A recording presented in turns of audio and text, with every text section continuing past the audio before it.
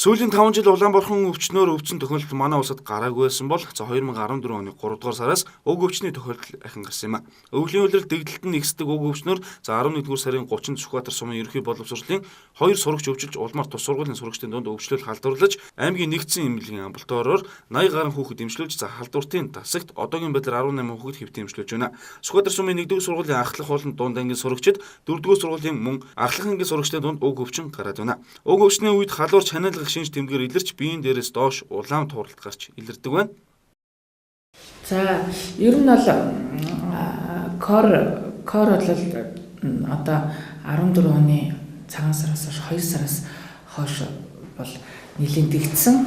Тэгээд харьцангуй 14 оны 2-3 сараас эхлээд 8 сар хүртэл нэлээд юм бол дэгдэлтийн хэлбэртэй байгаад эргээд бол намжмал байдалтай байж байгаад сая одоо кор 10 сарын 30-нд бас 2 тохиолдол анх гарч тэгээд манайд бол хэвдсэн. За тэгээд тэрнээс хойш бол ерөнхийдөө 10 сарын 30-наас хойш бол одоо өнөөдөр хүртэл бол нийт одоо манай халдвартын диспансераар бол 80-аад хүүхэд үзүүллээ. Дасагт бол 18 хүүхэд бол хэвтэж өмчлүүлсэн. За ерөнхийдөө корын дэгдэлт бол 1-р 12 жилийн сургуулийн 10, 11, 12 дахь ангиудаас гарч байна. Тийм. Тэгээд яг энэ ахлах ангиудын дунд бол корнелийн дэгдэлт хэлбэрээр явагдаж байна.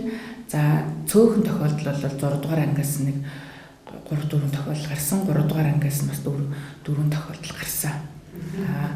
За 4-р 10 жилийн бас 10, 11, 12, 2 бас нэг тохиолдол нийтээ нэг 4 тохиолдол гарсан байна. Улаанбаатарын өвчин вирусын гаралтай агаад туслын замаар халдварладаг цочмог халдварт өвчин. За манай улсад сүүлийн 5 жил Улаанбаатарын өвчний тохиолдол бүртгэгдээгүй. Тиймээс Улаанбаатарын өвчнийг бүрэн устгасан орн болж өнгөрсөн жил Дэлхийн эрүүл мэндийн байгууллагаас батламж гараад авч явсан. Өнгөрсөн оны 3 дугаар сараас эхлэн урд болон хойд өршөөс халдварлан уг өвчин манай улсад гарч эхэлсэн. За Улаанбаатарын өвөл хаврын улирал ихсдэг.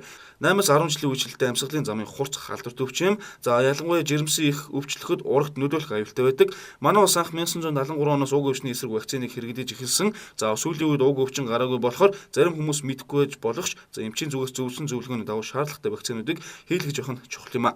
Улаанбаатараар өвчлөхгүй тулд товлолын вакцинд хүүхдэд хамруулах шаардлагатай. За мөн амин дэмээр баялаг хоолмос хэрэглэж өвчний дэгдэлтийн үед амны хаалт хэрэглэхийг зөвлөж байна.